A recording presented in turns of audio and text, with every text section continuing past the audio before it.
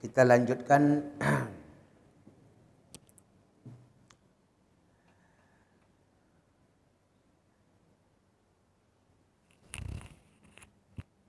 pengajaran, pengingatan dan pensucian diri ini akan gagal semuanya kalau antara yang mensucikan dengan yang disucikan, antara yang mengingatkan dengan yang diingatkan, antara yang mengajarkan dengan yang diajarkan tidak memiliki adab dan akhlak. Jadi sebagai guru ada akhlaknya, sebagai murid ada akhlak dan adabnya.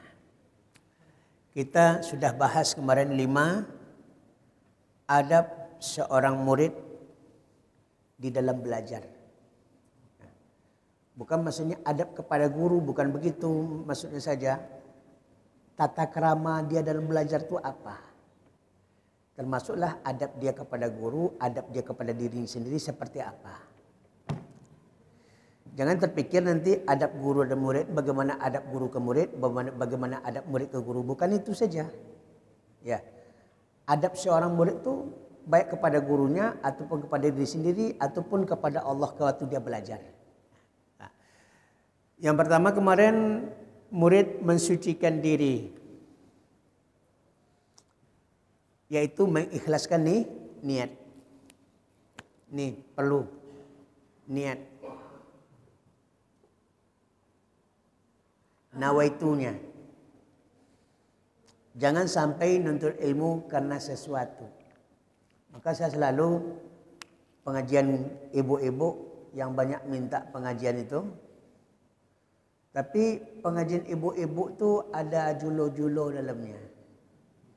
Ada arisan. Nah, saya biasanya tuh sekali, 2 kali, 3 kali saya tengok gejala-gejalanya. Nah, kalau kurang menguntungkan saya berhenti. Kenapa? Nanti dia datang itu bukan karena Allah, tapi karena julo-julo. Buktinya ada, Ustaz, dulu udah kita buat selama 2 tahun. Ya. Kemudian setelah 2 tahun kita off-kan julo-julo ini, arisan itu kita tiadakan. Tinggal 4-5 orang lagi katanya. Namanya az-zahir yadullu 'alal batin, zahir itu menunjukkan batinnya. Jadi dia pergi enggak. Kata setan, kalau kamu enggak pergi nanti pas keluar nama kamu keluar itu tidak dapat sama kamu. Dipilih, akhirnya pergi juga dia. Di sisi Allah tercatat apa? Sengaja aku mengaji kena julo-julo. Nih. Di mensucikan diri, yang pertama apa? Mensucikan niat. Ini penting ini. Ini ulangi sedikit kalau ada yang sebelumnya tak ikut pengajian nanti nak nyambung. Nah, kemudian pertama mensucikan diri, yang kedua mensucikan diri pada akhlak yang tercela.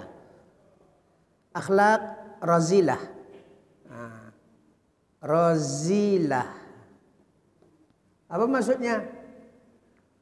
Murid itu ngaji, kemudian terpelihara dari akhlak-akhlak yang tercela. Apa maksud akhlak yang tercela itu?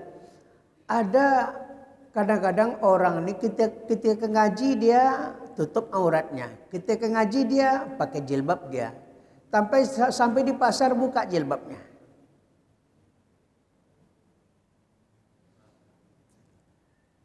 Itu kata orang pun ndak aci itu. Ya. Ada ibu-ibu ketika majlis taklim, pakai mukena, pakai apa? Jumpa kita di pasar. Terbuka kerudungnya. Di pesta ndak pakai jilbab dia lagi. Atau bapak-bapak waktu pengajian rapi begini. Nanti setelah pulang ke rumah pakai celana pendek. Banjang siku.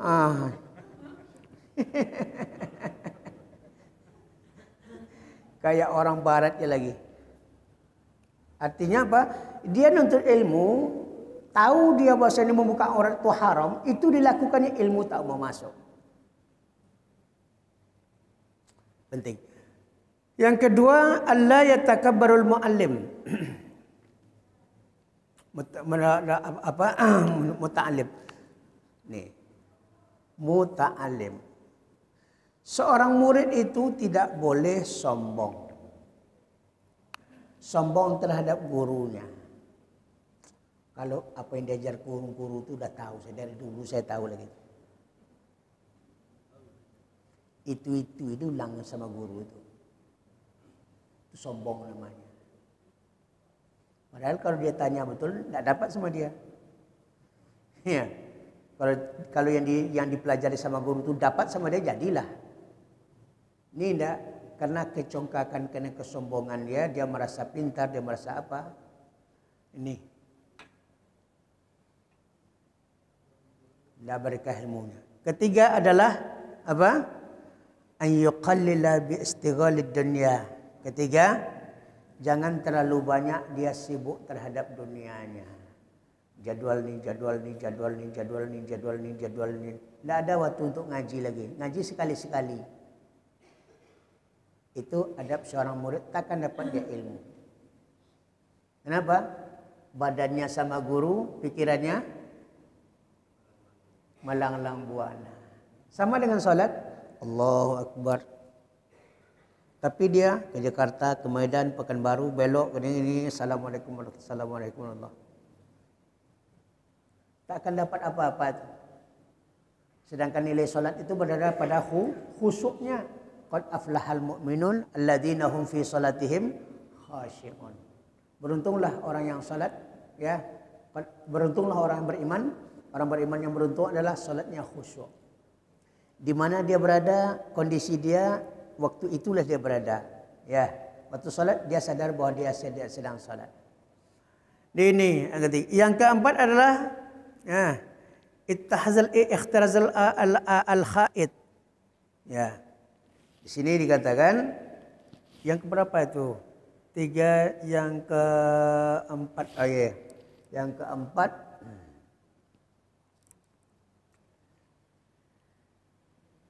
Nah, ayakhtiral akhaid fil ilmi. Ya. Dia tidak boleh menyela-nyela gurunya ketika awal sekali memberikan kajian. Dengarkan dulu arahannya, dengarkan dulu nasihatnya. Setelah itu kalau kita ragu, boleh bertanya. Ini baru pertama kuliah. Baru pertama materi, banyak pula murid ngomong pada guru lagi. Nah, itu yang harus lihat. Pertama sekali ya, ini pertama sekali menuntut ilmu, makanya di kampus itu penjelasan mata kuliah. Nah, kita bisa tengok murid, bisa tengok mahasiswa. Ketika menjelaskan mata kuliah itu, ya. Sebelum apa dia sudah tanya dulu ini itu.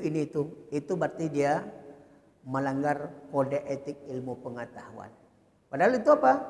Dijelaskan karena dia belum tahu dia maksud mata kuliahnya apa. Maka dijelaskan dulu oleh gurunya satu persatu. Nanti bagian akhir kalau dia masih ragu boleh tanya. Yang kelima adalah nih alla yada'at talib ilmi. Seorang murid tidak boleh meninggalkan satu ilmu. Baik ilmu umum, ilmu agama maupun ilmu Cuman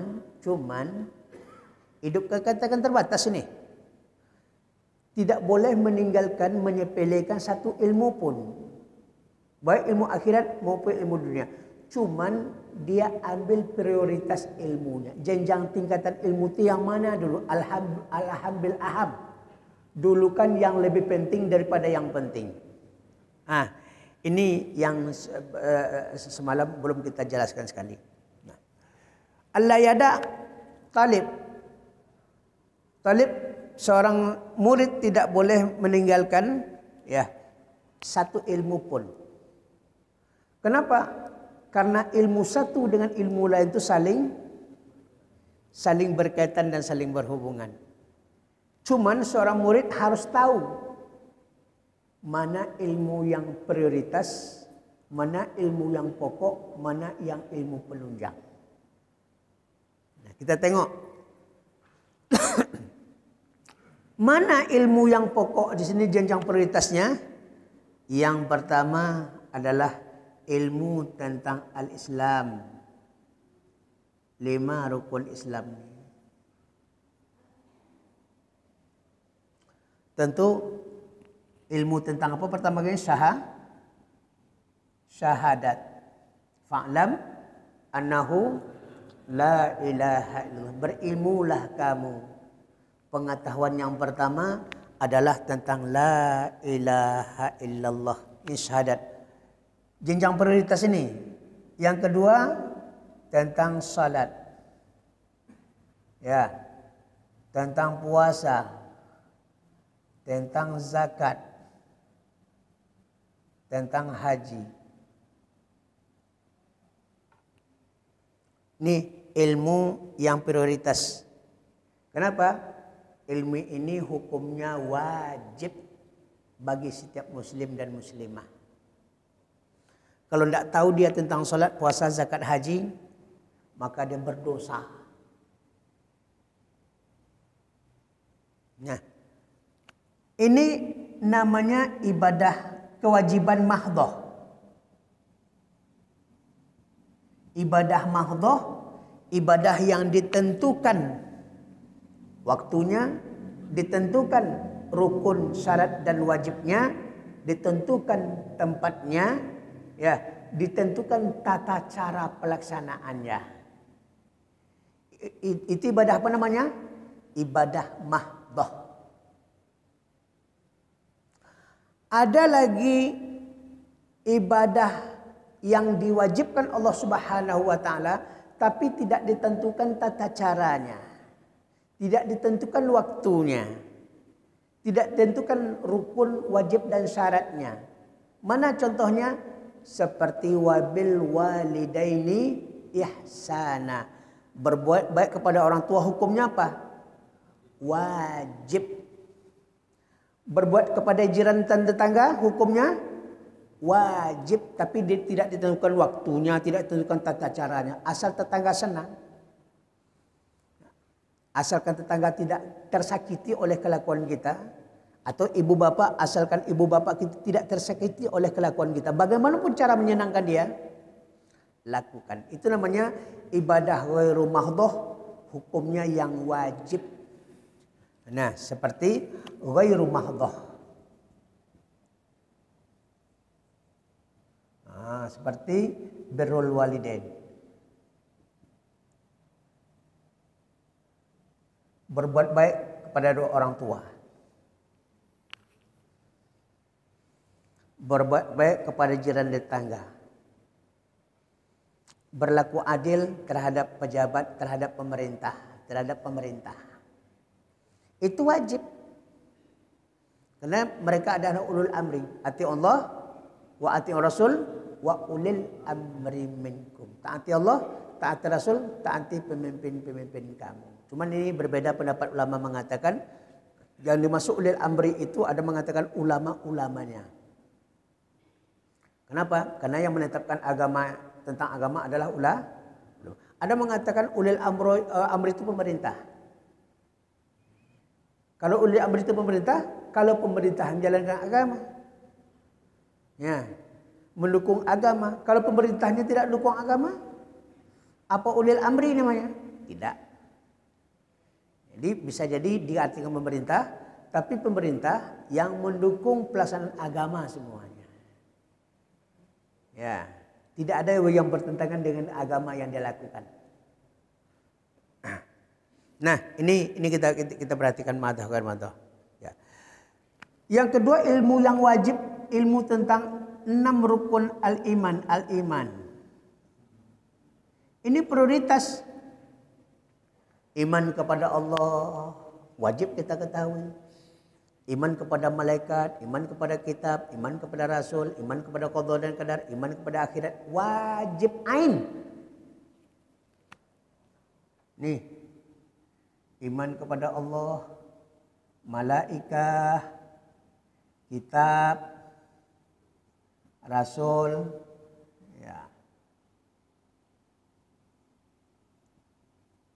qada dan qadar, hari akhirat, al-akhirah. Ini wajib nih. 1, 2, 3, 4, 5, 6. Ini 1, 2, 3, 4, 5. Kalau tidak kita ketahui ini dosa besar. Salat ini contohnya. Salat. Yang meninggalkan satu waktu salat sama dengan mengonggok kayu bakar sejauh matanya memandang. Itu satu waktu salat. Kalau seminggu tak salatnya, kalau sebulan tak salatnya, kalau menahun tak salatnya, coba bayangkan berapa kayu bakar. Itulah yang dibakar nanti. Dan dia di dalamnya. Waquduhan nas wal hijarah. Kayu bakarnya adalah manusia dan batu. Itu kayu bakar. Ini kita perhatikan. Ini hukumnya wajib. Maka adab seorang murid adalah bahwa tidak meninggalkan satu ilmu pun, terutama ilmu-ilmu yang prioritas utama. Mana prioritas utamanya? 3 kelompok ilmu. Pertama, ilmu tentang Islam. Yang kedua, ilmu tentang iman dan rukunnya. Yang ketiga adalah ilmu tentang akhlak. Al-ihsan atau al-akhlak.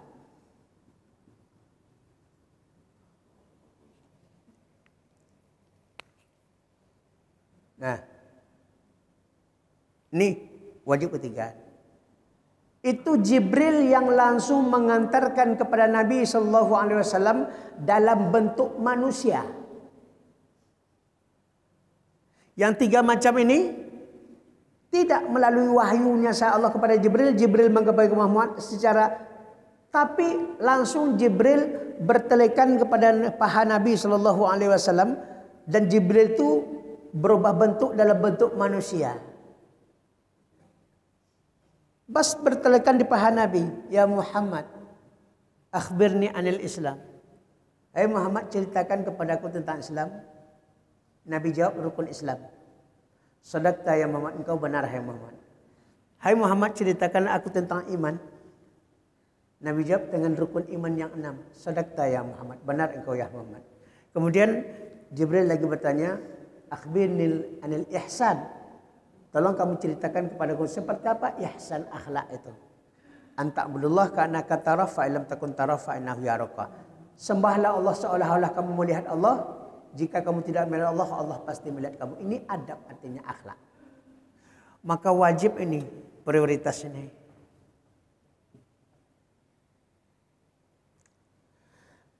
Kalau tidak ada sempat kita lagi mempelajari selain daripada ini saja, kemudian mati kita, cukup.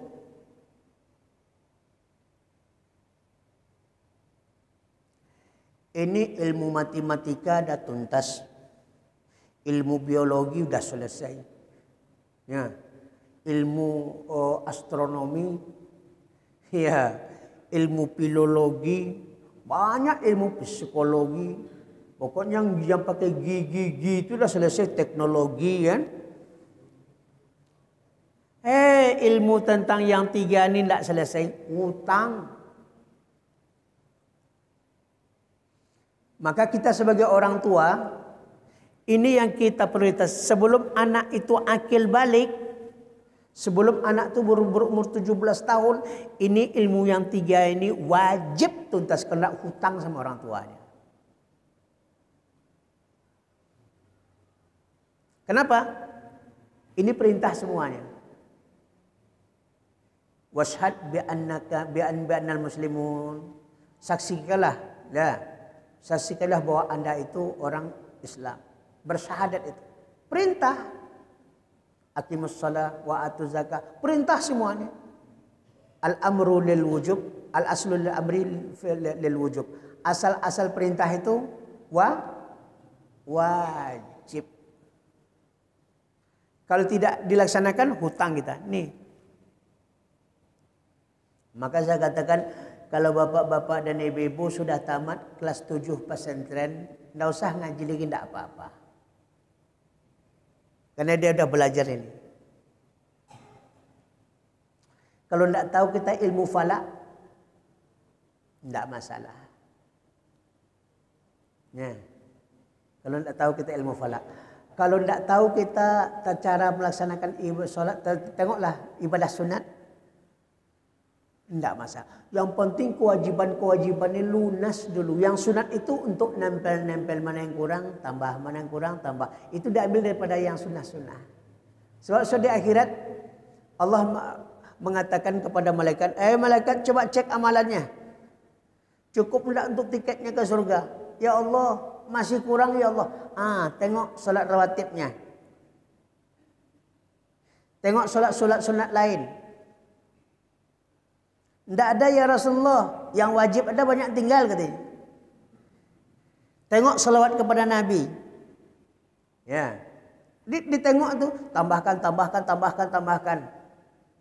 Kalau tidak cukup lagi, istirahatkan dia di neraka dulu. Itu syafaat namanya. Makanya ini prioritas. Selesaikan ini dulu. Kalau masih ada ibadah-ibadah sunnah-sunnah yang lain, berarti menambah bonusnya. Menambah level surganya. Dapat untuk level surga nomor 8-nya dah lalu. Berarti kalau sempurna kita 1, 2, 3 kelompok ini, sempurna kita itunya, dapat kita level berapa? Yang pokok saja, berarti level surga yang nomor 8. Dia kan berapa pintunya surga? 8 kan? Teman. 1. Jangan kita salat kadang tidak, puasa kadang puasa, minta surga Firdaus. Itu kebangatan namanya. Nih, jelaskan. Jadi tidak boleh murid meninggalkan ilmu-ilmu apa saja, tetapi ilmu yang prioritas itu wajib didulukan. Maka sampaikan kepada anak gadis kita, anak bujang kita, atau anak-anak kita sudah berkeluarga, supaya cucu-cucu kita dididiknya dulu dengan ilmu yang 3 ini. Kalau enggak langsung utang. Percayalah.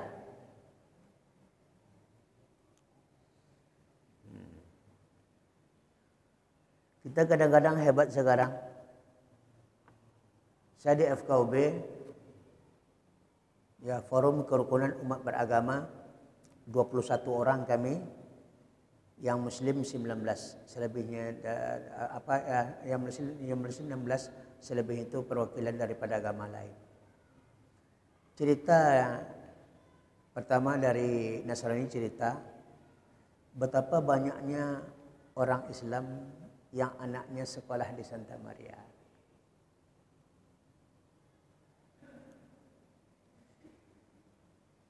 Itu agak belumut dikit otaknya. Sedang di sekolah Islamnya belum tentu dia tahu baca tulis Quran, belum tentu. Katanya apa alasannya? Karena kualitas pendidikannya tinggi. Tidak tinggi di tengen.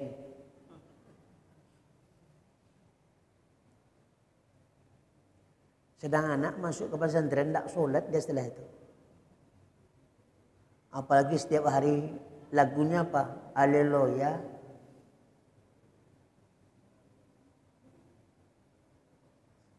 Ada sepertiga tiap lokal itu adalah anak-anak orang Islam. Coba kita, karena mereka ayah ibunya tak ngaji ini, jenjang prioritas ilmu. Semarang masukkan ya anak, asal berkualitas menurutnya masukkan. Oh hebat dia.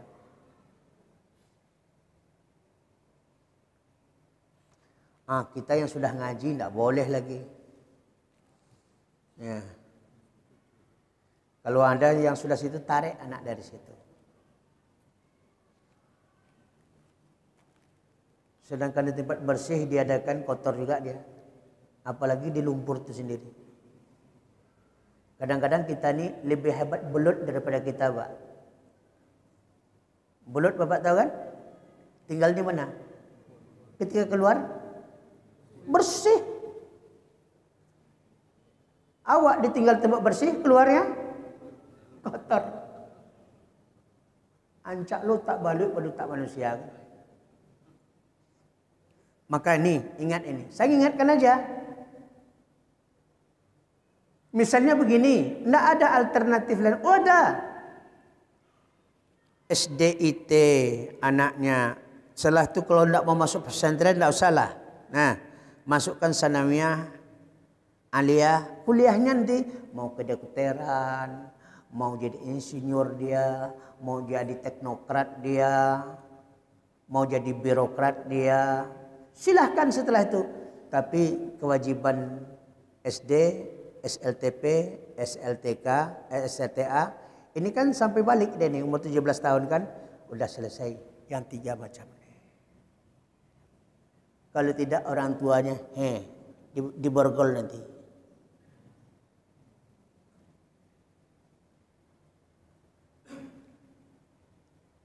Ya. Yang sudah terlanjur minta ampun kepada Allah. Ya Allah, aku tidak tahu kemarin ya Allah. Sekarang aku baru ngaji ya Allah. Mudah-mudahan Allah maaf. Tapi cucu-cucu kita sudah tahu, sebutkan sama anak kita. Tidak mau dia nanti utang kita lepas. Jadi kaji-kaji kalau berlalu tidak tahu kita kan, yang lalu biarlah begitu kata lagunya. Yang lalu biarlah berlalu kan, yang akan datang kita jadikan pelajaran. Ini penting sekali Bapak Ibu yang Allah Subhanahu wa taala kita ketahui. Yang keempat. Kemudian apa lagi Abang? Sawa'un kana ma khadha fihi min ulumid dunya au min ulumil akhirah. Nah, baik yang berkaitan dengan ilmu dunia ataupun yang berkaitan dengan ilmu akhirat. Kira-kira ilmu dunia mana yang prioritas? Ilmu dunia. Ilmu yang menunjang kehidupan kita. Sebagai apa dia? Sebagai petani wajib dia ketahui ilmu tentang pertanian.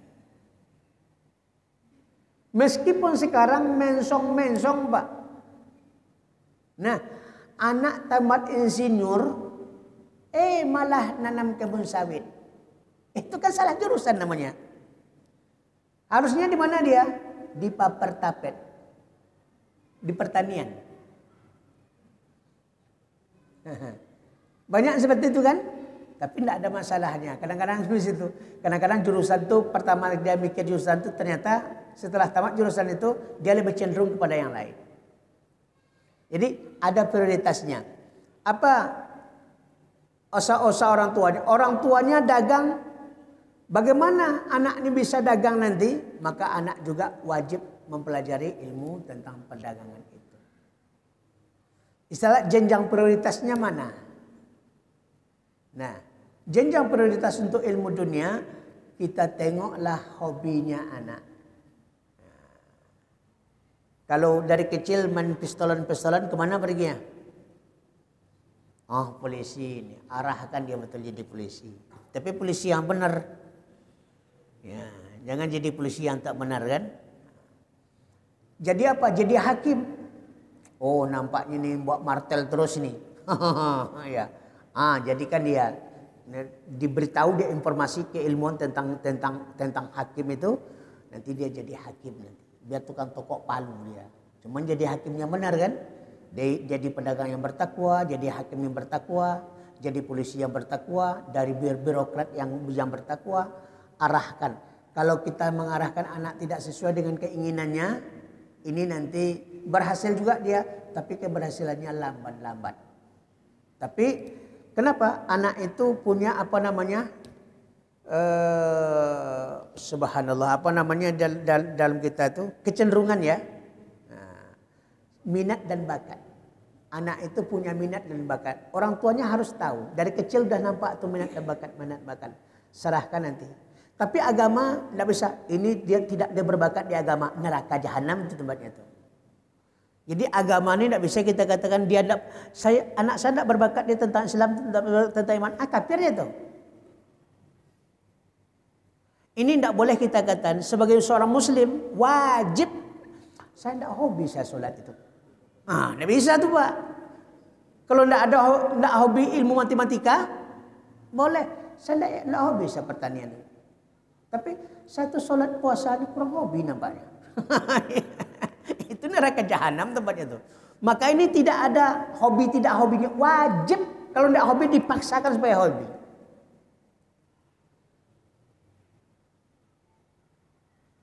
Jadi nyebutlah sih, kenapa bapak tidak didik anak kepada agama? Hobi dia agama Ustaz. Tidak bisa seperti itu.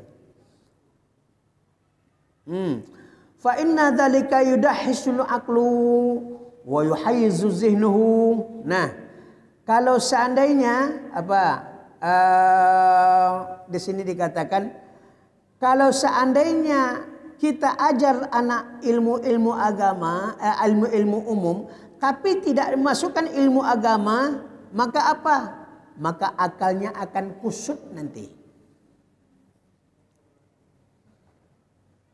Bahaya nih Pak. Kenapa? Agama itulah yang meluruskan pekerjaan kita. Kalau dalam pekerjaan kita tidak ada agama, maka akalnya akan bentrokan di akal itu. Di satu sisi dia mengatakan apakah dosa, apakah tidak. Di satu sisi dia apa? Ini pekerjaan saya, profesi saya. Karena tidak ilmu agama bergumul dalam kepala, bingung dia.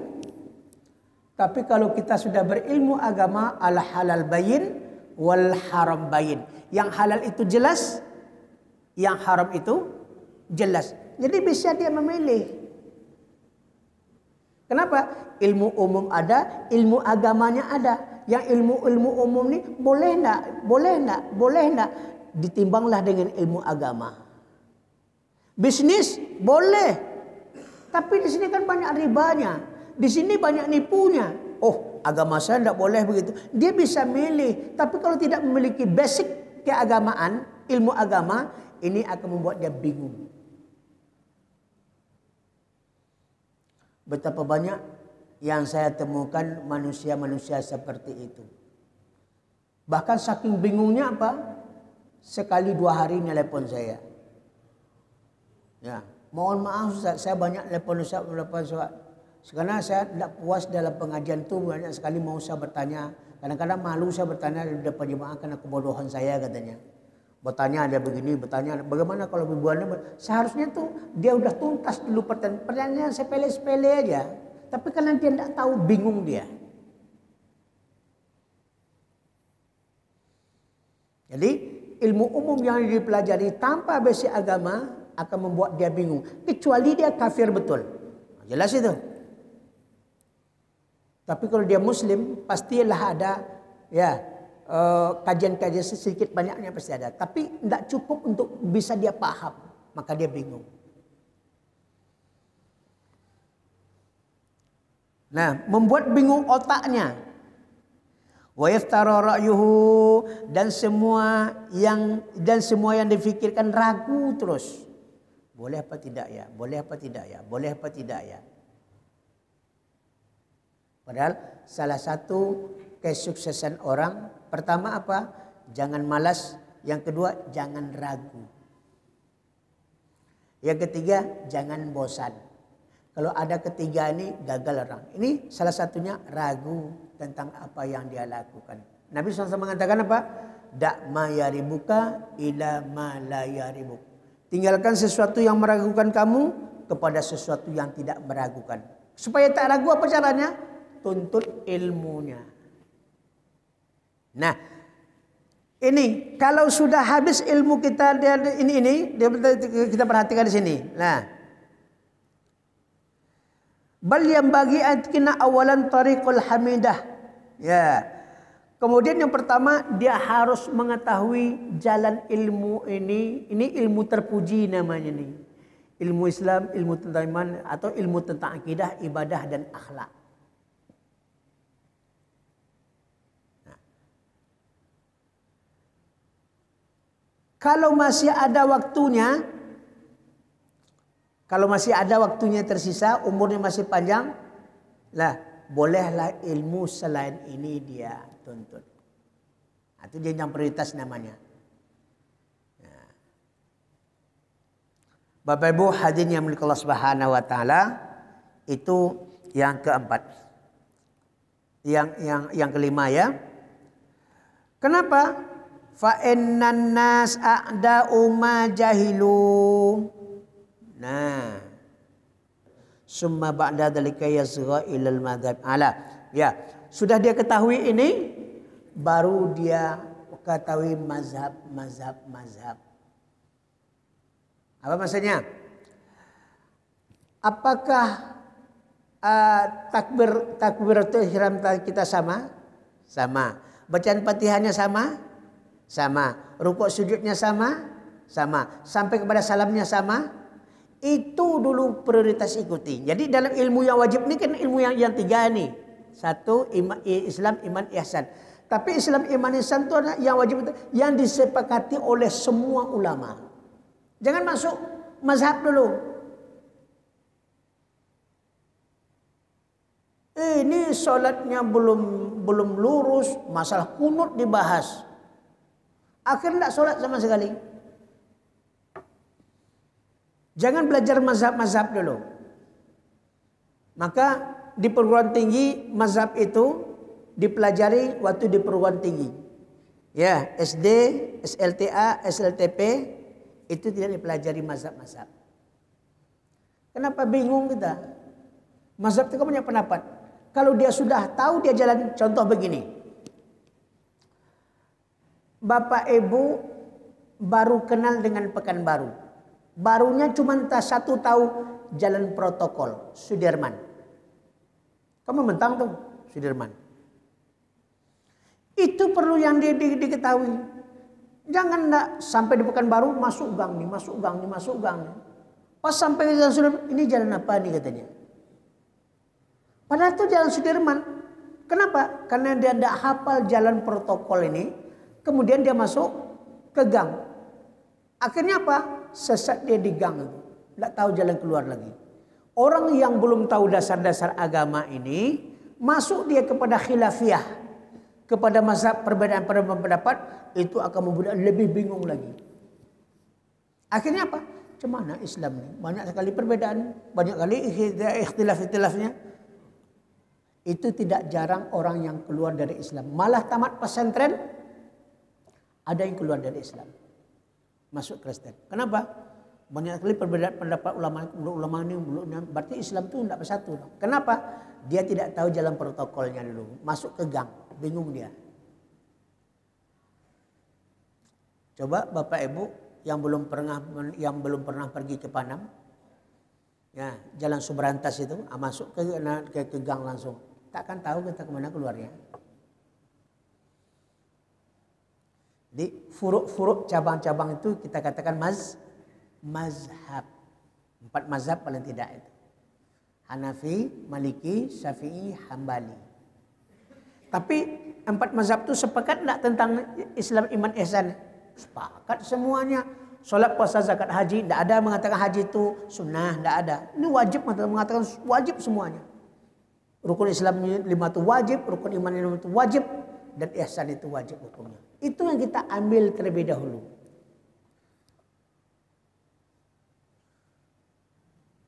Orang mau kunut, mau tidak kunut, masa bodoh. Ya, orang mau baca bismillah atau tidak baca bismillah, itu khilafiyah. Orang sholat 20, orang sholat 8, khilafiyah. Jangan itu pedulikan dulu. Wajib-wajib dulu. Ini kadang-kadang ngaji 2 hari berdebat dengan orangnya tentang masalah kunut, masalah jenggot, masalah celana. Yang tidak itu nak berjenggot, nak tidak berjenggot, Katanya kalau tidak berjenggot nanti apa? Itu satu helai jenggot akan bergayut, malaikat sekian ribu malaikat bergayut jenggot. Macam mana orang Cina itu dua biji cuma jenggot dengan? Kalau betul wajib berjenggot Allah buat semua orang berjenggot. Laki-laki perempuannya kena jenggot itu kan? Ini itu masalah jenggot kaki celana gitu kan? Bismillah tak baca bismillah, kacau kita jadinya. Jadi adab kita untuk ilmu selesaikan dulu yang wajib-wajib ini, yang tidak ada ikhtilaf, yang tidak ada perbedaan para ulama, itu yang kita ikuti. Makanya kajian-kajian saya ini betul, ya, yang wajib-wajib seperti ini ya, kita pelajari. Udah mantap itu nanti Bapak Ibu mempelajari apa? Fikih mazhab arba'ah, boleh, tidak ada masalah. Ya. Iku baru tamat SD politik dibaca. Mana lu bisa? Ndak lepel otaknya. Anak SD bicara politik apa? Makan minum nak je lebar dia. Politik boleh dibaca ya. Itu misalnya tuh. Lepel-lepelnya tuh. Nah, kelima lagi. Kata fa innan nas a'da'u ma jahilu. Sesungguhnya manusia dimusuhi oleh kebodohannya. Manusia dimusuhi oleh kebodohan. Kalau kita bodoh, bodoh itulah yang memusuhi kita. Apa maksudnya? Kita ditipu orang. Orang bodoh mudah ditipu. Itu makanya Belanda itu tidak membolehkan orang-orang pribumi itu sekolah dulu. Kecuali priai saja. Anak-anak priai, anak-anak bangsawan, Kartini, Soekarno, itulah yang boleh sekolah-sekolah itu. Kenapa? Kalau dia pintar, tak mungkin 350 tahun dikuasai oleh Belanda itu. Ini terjadi pembodohan rakyat. Sama seperti sekarang terjadi pentololan rakyat. Ya. Balik tentang misalnya. Kenapa? Sejarah-sejarah kita tidak kenal lagi. Sejarah PKI dulu kan itu wajib dipelajari, sekarang tidak ada di buku-buku lagi. Film-film PKI tidak diputar. Kalau dulu film PKI itu setiap tanggal 30 September itu diputarkan. Bahkan filmnya dulu itu apa?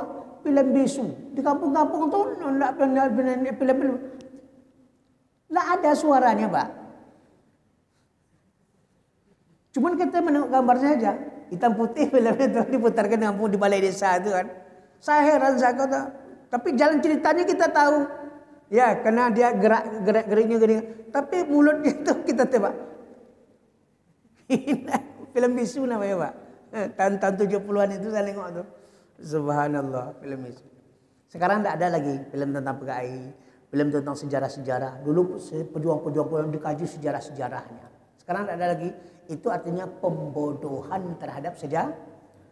Kalau kita sudah bodoh sejarah, anak-anak kita tidak tahu sejarah dia, maka dia akan ditipu oleh orang lain. Yang tak pahlawan dikatakan Panglima Cheng Ho. Pahlawan apa? Pahlawan ya.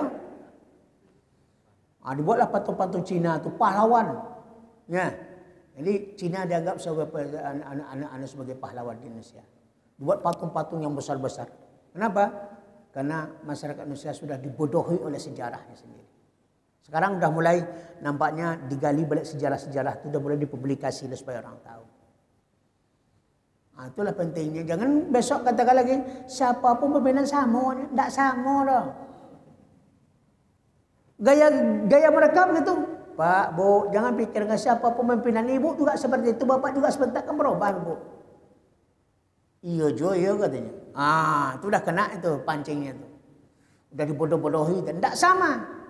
Dulu anak kita belajar sejarah, sekarang anak kita tak bersejarah. Dulu anak kita tahu sejarah, sekarang tak tahu anak kita sejarah. Dulu anak-anak kita tuh bangkit dia berjuang, sekarang mahasiswa seperti harimau ompong. Nak ngaumnya godang, nangkok dah do, Pak. Imam tak bergigi. Ngaum-ngaumnya godang, Pak. Menangkok tolak gigi pendapatan. Nah, ini penyakitnya. Jadi kebodohan itu menjadi musuh kita. Apa artinya kebodohan menjadi musuh? Kita akan dikuasai oleh musuh apabila kita tidak tahu strategi, apabila kita bodoh. Ya. Kemudian kita akan masuk neraka apabila kita jahil. Maka orang jahiliyah itu masuk neraka. Itu musuh. Neraka itu musuh kita. Tapi kita masuk ke dalam musuh karena kebodohan kita. Wa id lam yahtadu bih fasayaquluna hadza ifkun qadim. Jika tidak ada petunjuk Al-Quran, tengok nih. Jika dia bodoh tentang petunjuk Al-Quran, mereka akan mengatakan, jika mereka bodoh tentang petunjuk Al-Quran, mereka akan mengatakan, ini dongeng-dongeng masa lampau aja yang dibaca ini. Maka orang-orang kafir itu mengatakan, hada asatirul awwalin. Quran ini adalah dongeng-dongeng masa lalu yang dikumpulkan Muhammad kemudian disebarkannya dia sebagai nabi. Dek bonga iyo sadonya. Itu terkecoh di nantarang nama tu. Hada ifkun qadim, ini adalah kedustaan yang lama yang disebarkan oleh Muhammad. Duto sadoya biar sampai ke Muhammad tu pembohong. Karena kita tidak tahu kebenaran agama, kita iyakan. Sekarang banyak muncul tuh. Nah, Muhammad itu nafsunya sama seperti nafsu kuda. Maka dibuatlah. Dulu di rumah-rumah banyak digantung tuh Pak. Isra Mi'raj itu burak dengan apa? Burak kepalanya. Sekarang dah tidak ada lagi karena masyarakat sudah tahu. Di kampung saya setiap rumah itu ada berkaca itu. Nah, muka perempuannya seperti muka India, cantik sekali pakai anting-anting, badannya kuda. Ya, badannya kuda tapi kepalanya Muhammad naik ke atas. Simbolnya apa tuh? Kalau ada itu hancurkan. Itu dari Yahudi itu. Simbolnya apa? Muhammad nih nafsunya nafsu kuda, hobinya main perempuan. Maka dibuat badannya badan kuda, kepalanya kepala wanita cantik. Apa Isra Mi'raj katanya. Kalau masih ada gambar-gambar itu, ambil martir, tap, hancurkan semua itu. Itu menghina Rasul. Itulah yang dibuat karikatur yang dibuat di Barat itu seperti itulah. Ya, badannya badan kuda, mukanya muka perempuan. Subhanallah. Jadi kita ini adalah kalau tidak ada ilmu kita tentang Quran, nah maka kita akan mengatakan ini adalah kedustaan-kedustaan yang lama. Makanya sejarah-sejarah itu dikatakan siapakah yang korban, siapakah yang dikorbankan. Sekarang kan ijal tidak jaleh itu. Masalah PKI dibilangnya dia korban, padahal dia yang dulu membunuh katanya dia yang korban. Kalau dia tidak membunuh orang, dia tidak akan dibunuh. Tapi karena anak-anak sekarang lupa sejarah, masalah suruhnya pula presiden minta apa? Minta maaf kepada PKI. Kalau sempatlah presiden mengiyakan, adalah presiden bongak nama itu.